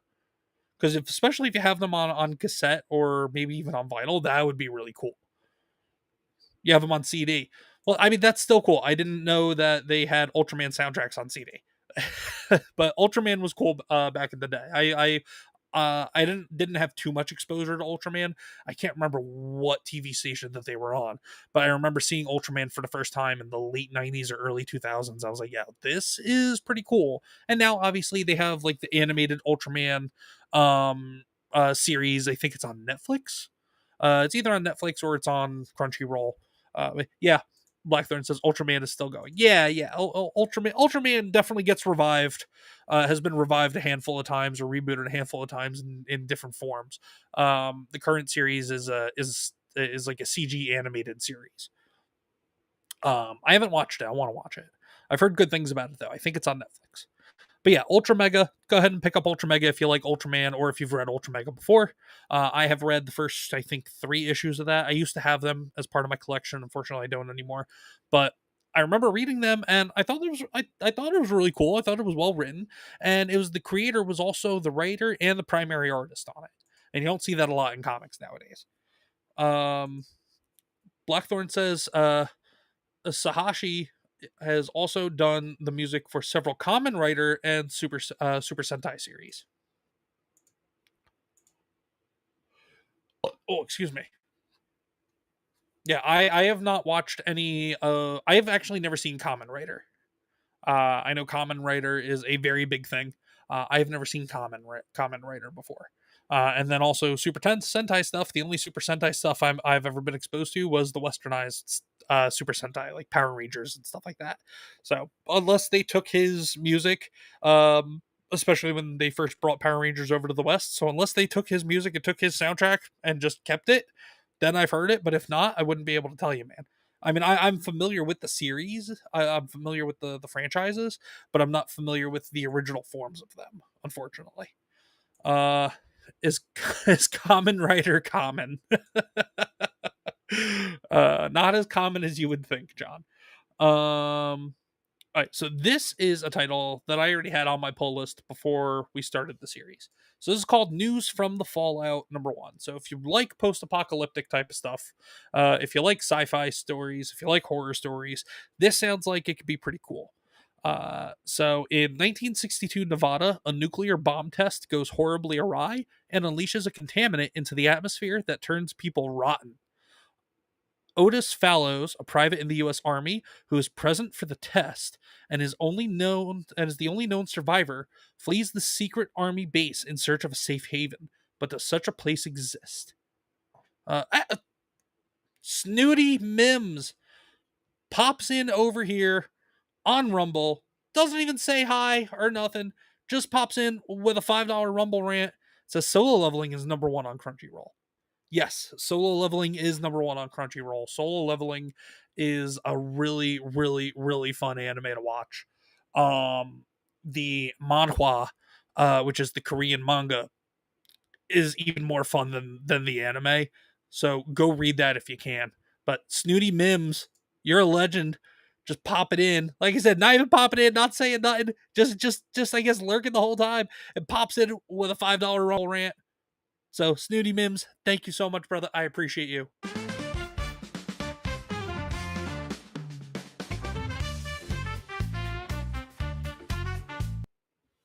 Thank you so much, Snooty Mims, for the $5 over on Rumble. But yeah, solo leveling is cool. So, my Queen Comics wife loves solo leveling as well. But yeah, I've read the whole manhwa from start to finish. I read it off of a Google Drive that I had found that somebody had put all the digital issues of the webtoon into a Google Drive and just shared it with people a few years back. And just I think they put it on Reddit or something. So I've read the entire franchise, the entire series. So I know how Solo Leveling ends. And I'm not going to spoil it for anybody, but it's a really, really freaking cool story. Solo Leveling, the anime, has done a very good job in terms of keeping the core story intact. There's some minor things that they've changed and like left out and whatnot for the sake of pacing and whatnot, and I understand that.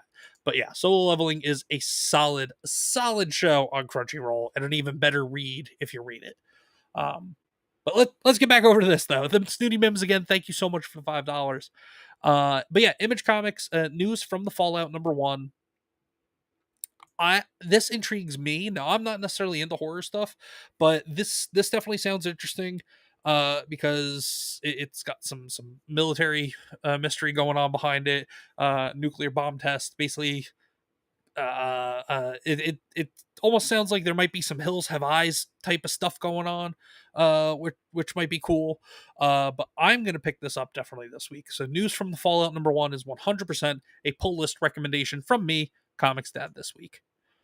What else are we gonna go over? Yep, we're gonna go over this Rogue Sun. And we'll just go over this as well. So Rogue Sun #28 from Image Comics. Rogue Sun, I think I covered Rogue Sun 27 at the very beginning of the month. Actually, no, I didn't, because Rogue Sun hasn't come out in June yet. So I did cover Radiant Black, though, a few weeks back when that came out, and that's from Image as well.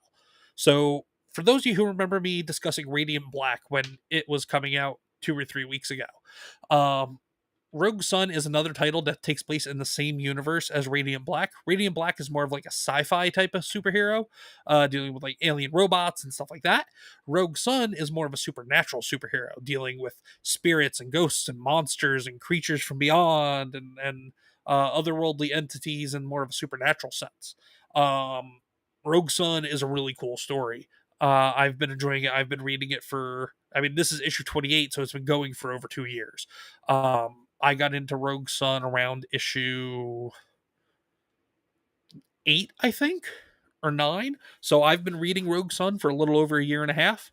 So if you like superheroes, if you like supernatural monsters and stories and beat 'em ups and stuff like that, Rogue Sun is for you. And again, unfortunately, this is 28 issues in, but trade paperbacks are a wonderful thing. So because this is a ongoing and longer series with Image Comics, a lot of series with like Image, Dark Horse, stuff like that, most titles that come through those smaller indie publishers, they're usually like between 4 to 6 issue runs. And then either they kind of go away and never come back, or they come back maybe like a year or two later when the creator has more stories. But Rogue Sun just keeps on going. And so does Radiant Black. And so does Spawn. But there's not many titles at Image that have nearly as long of runs as something as like Spawn, which is what I think 200 something, 300 something issues in. But Rogue Sun's 28 issues in. Rogue Sun is a lot of fun. Rogue Sun is every single month a pull list recommendation for me, for ComixDad here on the channel. So we will absolutely do Rogue Sun 28 this week. And then Void Rivals #20. So Void Rivals #20, I'm adding this to my pull list. I'm not actually going to pick it up this week and read it, but Void Rivals will go onto my recommendation list for this week. And the reason for that is, it's written by Robert Kirkman. Robert Kirkman also does fantastic work as a comic book legend. Been involved in Marvel, been involved in a bunch of other stuff over at Image and some other independent publishers as well. But not just Robert Kirkman, but also Void Rivals itself. It takes place in what's called the Energon universe. And what the Energon universe is basically it's the universe that this new series of Transformer comics over at Image / Skybound takes place in. And not only does Transformers take place in the Energon universe, but this new G.I. Joe series over at Image as well takes place in the Energon universe. And so does this title, Void Rivals. Now, I don't know anything about Void Rivals. I know it is a space sci-fi, but it's people rave about Void Rivals. They absolutely do. And it's 20 issues in, and people keep buying it, people keep reading it, and people keep talking about it. I hear people talk about it somewhat frequently. I'm trying to get to issue #1. Is that it? No. You gotta hit previous. because I just want to read the blurb for issue number 1, just so this way, if there's anybody watching that hasn't read Void Rivals or even heard of it, want you guys to be able to just get an idea for what it's about. So Robert Kirkman and Lorenzo De Felici launch an all-new shared universe. Again, that shared universe is shared with Daniel Warren Johnson's Transformers, and also the new current monthly GI Joe storyline and all adjacent stories with that. But war rages around the secret ring, where the last remnants of two worlds have collapsed around a black hole in a never-ending war. However, when pilot Derek and his rival Solilla both crash on a desolate planet, these two enemies must find a way to escape together. But are they alone on this strange planet, and what dark forces await that threaten the entire universe? Uh, Era Fate says, I'm heading out. Goodbye, fellow humans. Era Fate, thank you so much for being here. I appreciate you hanging out, as always. And we will see you next time, whether it's on Queen Comics Wife's channel over the next couple days, or back here on Thursday for Comics Couple Cafe. But Era Fate, thank you so much for being here. But yeah, folks, if you like sci-fi survival stories, and if you like universal stories and shared universes in comics, I would definitely check out Void Rivals. And for anybody who has read Void Rivals, if you enjoy it and maybe just aren't up to date, I would say just keep reading it and go get issue number 20. Go pick it up. But we are going to put Void Rivals on the pull list. Void Rivals number 20, definitely a pull list recommendation, because I am all about sci-fi stuff. But let us do another check-in real quick on the name. We are at 95 votes. Holy crap. Who the hell keeps popping in and voting for this cat's name? So yeah, I'm going to keep it going because I just want to see what the final tally is going to be at this point. But, yeah, Heavy Hades is trouncing Cliff, aka Cliff Jumper, as the name for the cat. So this is something. But yeah, Void Rivals though, definitely go pick that up. There's some other titles here that I'll talk about next month when they come around, because I definitely want to get caught up on them and get introduced to some of them myself, like Hyde Street, like Gunslinger, which is Gunslinger Spawn, Rocket Fellers. Those are some titles that have been going on that, and especially Rocket Fellers and Hyde Street. They're part of a conglomerate of writers at Image that all have kind of taken up the mantle and worked together on writing several different titles, and they call themselves Ghost Machine. That's what they call their collection of stories that they tell. So, and things like Geiger, which we've talked about here on the show, Rook Exodus, which I've talked about on the channel before, not here on the show, but I will be later this year when they come out with the next volume of Rook Exodus.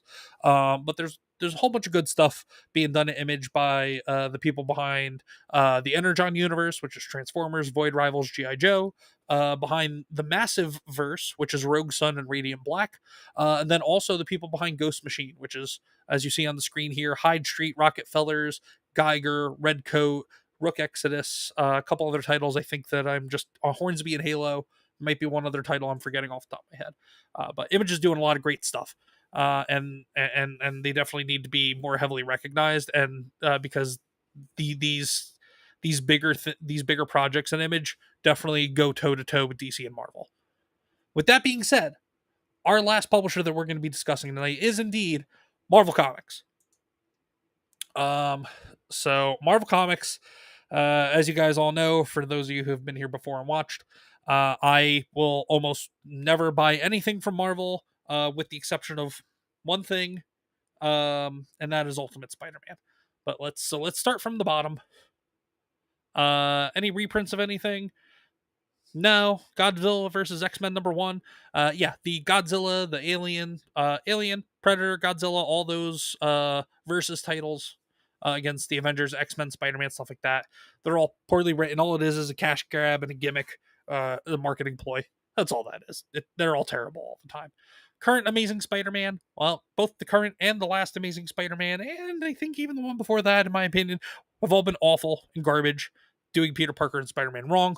Trash box. Gwenpool #1 reprint, trash box. The Uncanny X-Men #136 facsimile edition. if you want an older Uncanny X-Men that tells a pretty decent Phoenix story, you can go pick that up.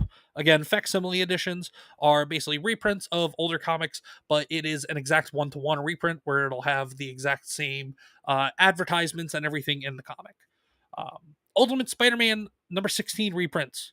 Definitely go pick those up. Ultimate Spider-Man is the only thing out of Marvel that I will 100% recommend without any hesitation, and a couple other things from the new Ultimate Universe. But it all started because I was reading Ultimate Spider-Man. These are Infinity Comics, I think. Yeah, Astonishing X-Men Infinity Comic. No, not going into that. X-Men from the Ashes, Demons and Death Part 1. If you like X-Men, you can maybe go check it out. But again, it's current day Marvel. Editorial at Marvel is garbage. Jonathan Hickman is the only person that can seem to get away with writing something good at Marvel. Editorial gets in the way otherwise. So I'm not going to recommend this. Giant Size Age of Apocalypse. No. Wolverine and Kitty Pryde. No. Vision and Scarlet Witch. No. Superior Avengers. Nah. And its lead up into One World Under Doom. Or it's part of One World Under Doom, which is the current event going on or the upcoming event. So, nah. We're going to ignore all that. The Thing number 2. Again, I have no faith. I read about The Thing number 2. Targeted by Bullseye. Ben Grimm must protect his former tormentor and all of the hitmen from all the hitmen in New York. But even with his strength, will the Thing be enough to fend off the world's deadliest assassin? So, yeah. So it's going to be the Thing versus Bullseye. Yeah, and this is the Thing number 1. I don't know. I'm not a big Ben Grimm fan. But again, it's also current Marvel. I don't really care. Star Wars, immediate trash box. Legacy of Vader. Kylo Ren's on the cover. Disney Star Wars. It can go to hell. Doom Academy. No. Spider-Boy, number 20. I don't know how the hell this has 20 issues. Spider-Boy is so dumb. Spider-Boy came out of a Spider-Man 5-issue event from a few years ago that then bled into Amazing Spider-Man for a little bit, and this kid Spider-Boy through Spider-Verse shenanigans has always apparently existed in the 616, but nobody ever knew about him or remembered him until recently because again of some Spider-Verse bullshit event from a couple years back. So no. Spider-Boy, no. Spider-Man and Wolverine number 2. I got around to reading Spider-Man and Wolverine number 1 last week. And as much as I had high hopes for it, Mark Guggenheim did not deliver, in my opinion. It wasn't as bad as a lot of the Spider-Man stories that we've been getting, but it didn't land with me. And Mark Guggenheim didn't really, I don't know, in my mind, he didn't really capture. He didn't really do a good job at capturing the dynamic between Wolverine and Spider-Man. But that's just me. But I will not recommend Spider-Man and Wolverine number 2, but I'm not going to trash box it. Everything else so far that I mentioned is all trash box because screw current day Marvel Comics. Predator versus Spider-Man number 3. It looks like Kraven the Hunter is going to get involved. Wonderful. Trash box that because it's Predator versus. Deadpool number 15. Deadpool has been really retarded over the last few years in terms of what's been coming out of Marvel Comics. And this is Deadpool number 15, Legacy issue number 350. And the other reason why I'm trash boxing this, because I used to love Deadpool once upon a time. But this, and I'm gonna get a little more vulgar and coarse in my language. This fucking dumb asshole right here, Cody Ziegler, as one of the writers, he is the current writer. He is the writer for the current volume of Miles Morales. He also is the predominant writer in terms because it's a writer team of 2 for Ultimate Spider-Man Incursion, which is an ongoing event that just started a few weeks ago. This guy is all about propping up Miles Morales and the fact that he's an inner city black kid with a bunch of hard times and all that, but he tries to make him seem so much better and cooler than Peter Parker and Spider-Man. And he tried doing the same thing in the Ultimate Universe with that Ultimate Spider-Man Ultimate Incursion book that he helped write and that he's currently writing. Fortunately, they only did one issue with Ultimate Peter Parker and his son. Now they're moving on doing stuff with like the Ultimate Avengers and all that stuff. It was awful. I hated it. Cody Ziegler has no business writing comic books, especially stuff for Marvel. It's just all bullshit, woke, social justice warrior slop and propaganda. Um, Trying to make Miles Morales more than what he is, which is Miles Morales. So screw Cody Ziegler, screw anything he touches. And unfortunately, Deadpool number 15, aka Deadpool 350, just because he's involved in it 100%, trash box that every single day. The Incredible Hulk number 26. Queen Comics' wife started reading this Incredible Hulk volume when it first started, 25 months ago. She got a few issues in, and I think it was about 5 issues in. And then she told me, you know what, Comics Dad, don't buy this for me anymore. I don't like it. It's not good. And the Incredible Hulk is Queen Comics' wife's favorite comic book character. That and also She-Hulk. So if Queen Comics' wife says, don't buy me the Incredible Hulk anymore, you know it's got to be bad. So the Incredible Hulk, trash box that as well. Oh, and look at that. We were just talking about the writer of this title. And look, there he is again, Cody Ziegler. Miles Morales, Spider-Man, number 34. Miles Morales meets an all-new Hulk, and look at the cover. It looks like she's a person of color and turning into a Hulk. And okay, you know what? That's fine. She's a person of color. But why is there another Hulk? They're doing some bullshit at Marvel where there's like gamma radiation spreading across the planet and people are being impacted by it or something, and they're creating more Hulks for some reason. Like Bruce Banner was enough, and then we had Planet Hulk, like, and all the Hulks there on Sakaar, with his son and other and She-Hulk and other Hulks that came to be. Like there's enough Hulks. We don't need more Hulks, especially woke Hulks. Bunch of bullshit. Fantastic Four number 33. I have no interest in Fantastic Four, modern day Fantastic Four at all. Uncanny X-Men, again, I have no interest in this. Let's see who's the writer. Gail Simone. And oh, look, 3 female characters front and center on the cover, Wolverine in the background. A woman that looks like a woke liberal white woman writing this. I have no interest. The 2 books that I really did want to talk about from Marvel this month were these 2. And we'll talk about this one first. The Uncanny X-Men number 136. And this is a facsimile edition. So this is a reprint of the actual original, the Uncanny X-Men number 136 from back in the day. And this is an iconic cover. Cyclops holding the body of Jean Grey, aka Phoenix. And the reason why I wanted to mention this is not just because the story is great, because I love older X-Men. Newer X-Men is awful, as with most things in Marvel. But the other week, a few weeks ago, I highlighted a giant size Uncanny X-Men number 1, which had Kamala Khan holding the body of Phoenix, aka Jean Grey, in this exact pose, because Marvel retconned that Kamala Khan is now a mutant, and they're basically trying to go back and kind of insert her into some older X-Men storylines by rewriting them and doing some retconning. And this was one of the stories, and they did this cover. They could call it an homage cover. I don't believe it. It was them trying to kick Kamala Khan and solidify her as a mutant and a member of the X-Men, and replace Cyclops with her on a very similar looking cover, holding Jean Grey, the Phoenix, in the same exact pose.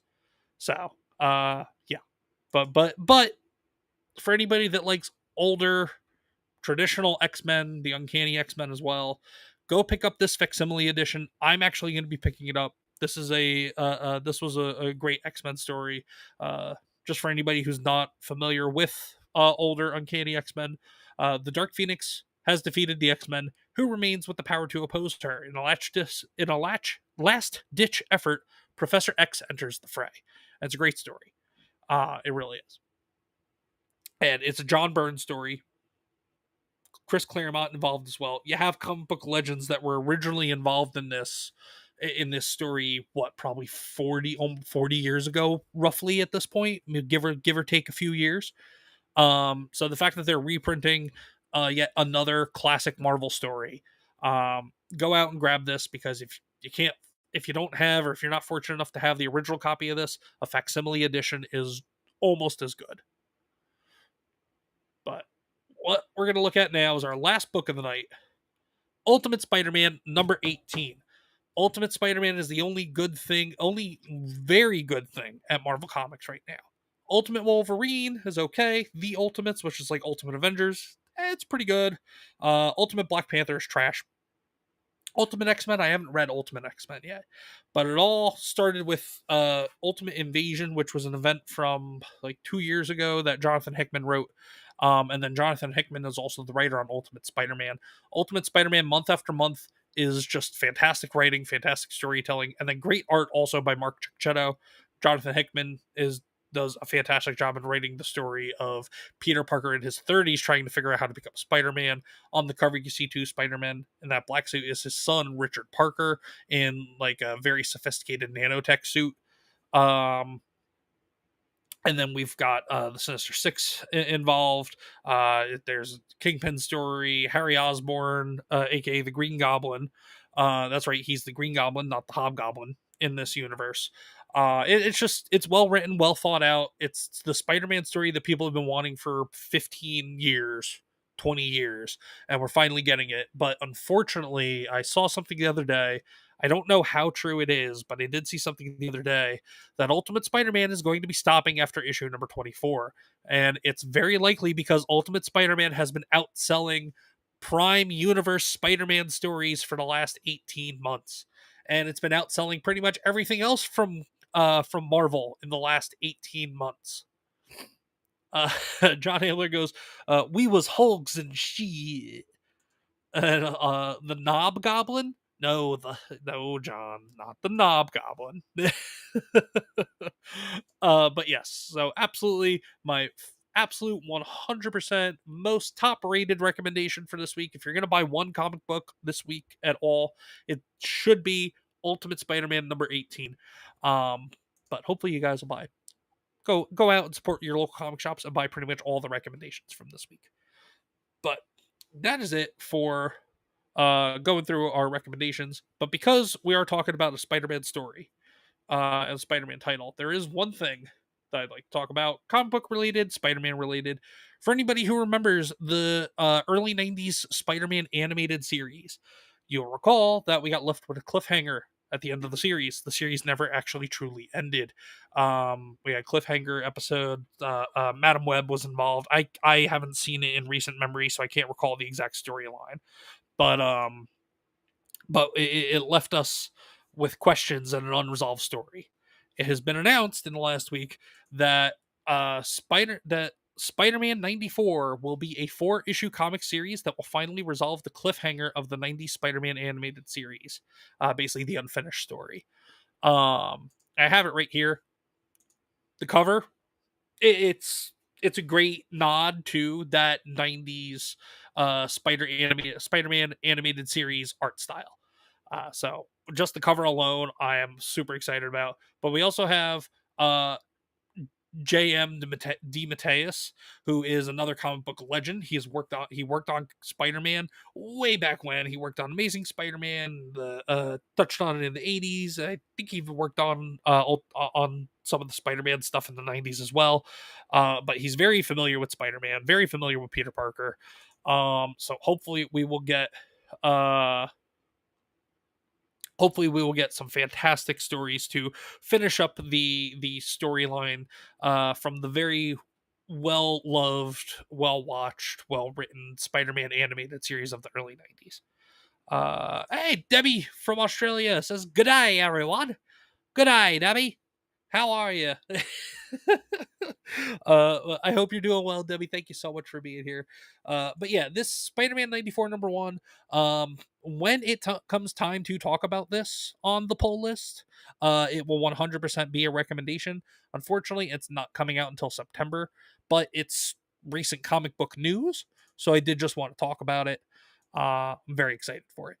But other than that, that's pretty much all I got for you guys. Let us go over to the poll for naming the cat. Just one last time, a final tally. 96 votes from 93 voters in 2 hours. I don't know how that works. but in a landslide of 92-4, the 8-week-old kitten that we have here at home is going to be named Hades. So thank you everybody who participated in voting. We appreciate it. Let me go over here and stop the poll. But yeah, it's there we go. The cat's name is Hades. Thank you everybody who have voted and participating in naming the newest member of our family. But before we get going here, we're going to refresh the page and we're just going to go over all of our poll list recommendations for the week.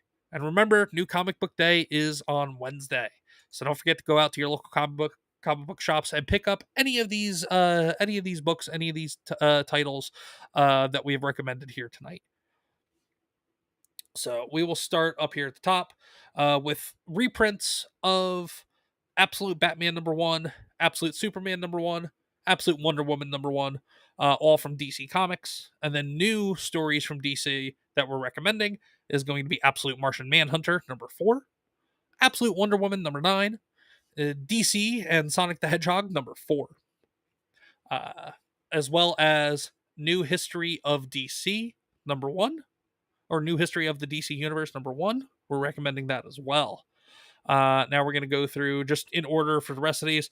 Mad Cave Studios, Defenders of the Earth #8.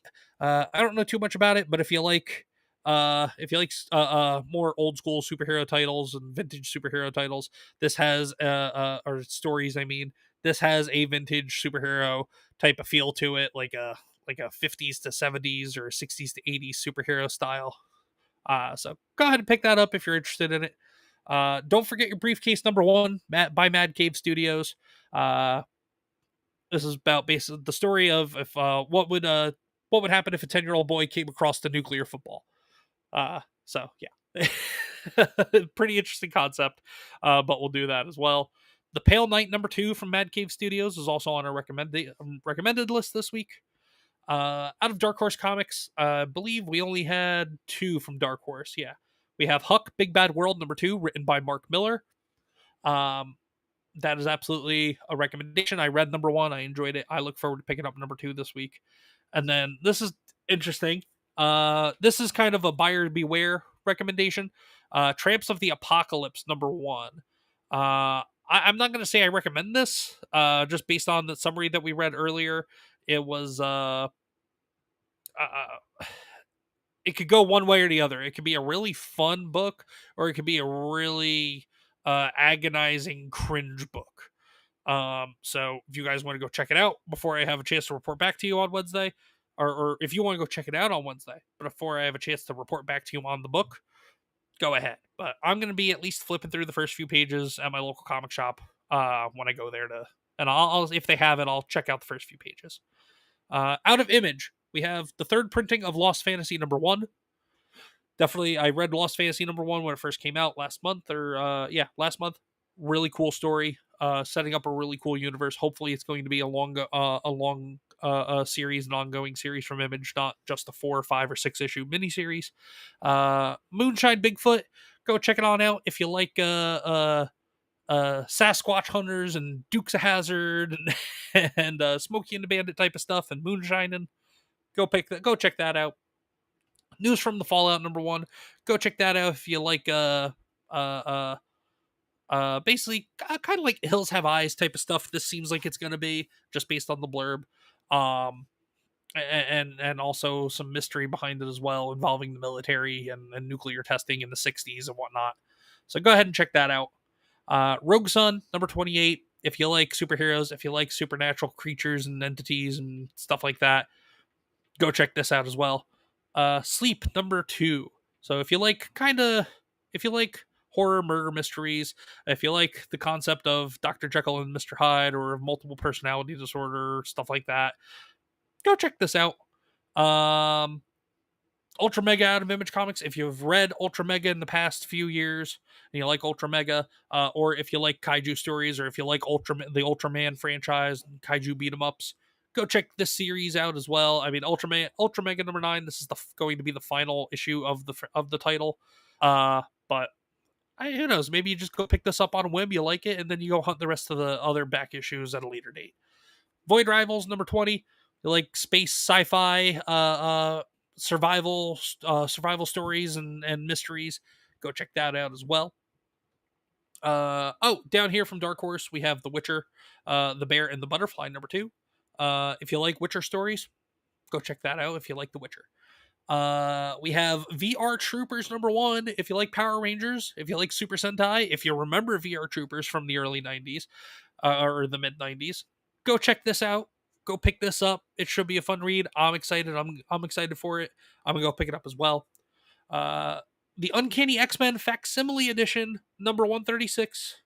If you like old school X-Men stories, good X-Men writing, good comic writing in general, go pick up this 1-for-1 reprint from a great X-Men storyline from back in the 80s.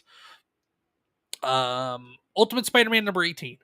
Again, as I was saying before we got to this part of the show, Ultimate Spider-Man is the best thing out of Marvel Comics over the last 18 months.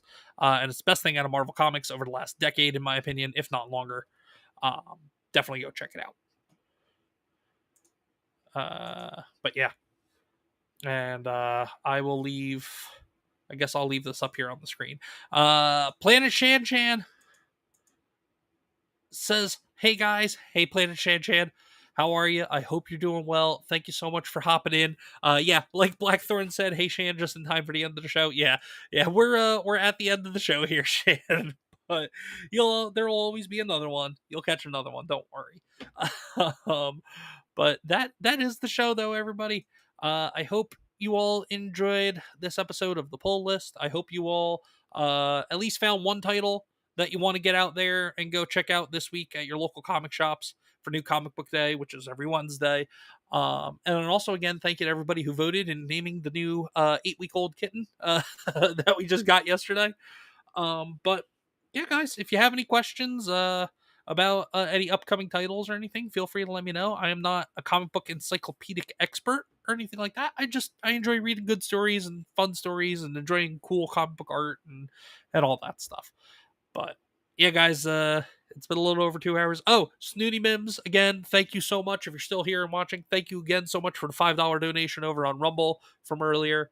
Really appreciate that again, as always. And I appreciate everybody being here. Please remember to like the stream, follow the channel on Rumble, subscribe to the channel on YouTube if you haven't done so already, turn on notifications, share the channel across all your different socials and all that stuff. Tell people by word of mouth. Hop into other chats and just tell people, hey, I was just watching ComixDad channel, or I was just watching ComixDad. Really fun time, really cool channel, really fun streams. Go check him out. But share the word. Also, everybody tune in on my wife's channel either tomorrow or Wednesday. Don't know if she's going to do a stream tomorrow. But Queen Comics Wife, go check her out both on YouTube and on Rumble. She'll be doing a stream either tomorrow or Wednesday. Typically, she'll do a stream both of those nights. I don't know if she's planning on that this week or not. But just stay tuned for that. Go follow and sub to her as well on the different on Rumble and on YouTube. But yeah, guys, that's it for me tonight. Thank you all so much for being here. I love you all. I appreciate you all. And as always, be good to yourselves. Be good to each other. Support your local comic shops. Support independent comic creators. Support small content creators as well, like myself, like Queen Comics Wife, like Tiny Panda Face in the chat, Planet Shan-Chan in the chat, and like other friends of the channel as well. But thank you, everybody. I appreciate you all. You have a wonderful night. You have a great week, and I will see you all on Thursday for Comics Couple Cafe with myself and Queen Comics Wife. Now, I may on Wednesday do like a midday game stream or chill stream or something like that, just to take care of some Rumble Creator Program required hours I need to get in as a premium stream. But other than that, I will see you guys all on Thursday. Thank you so much and have a wonderful night. This is ComixDad signing off.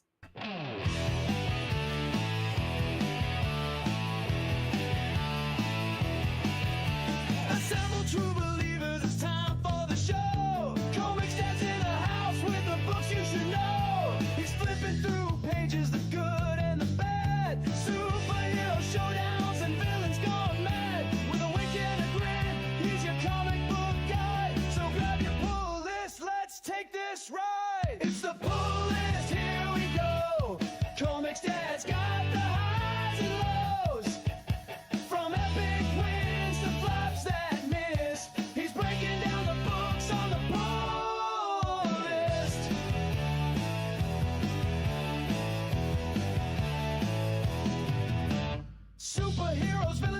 He's got opinion you can't ignore. From indie gems to Marvel's might.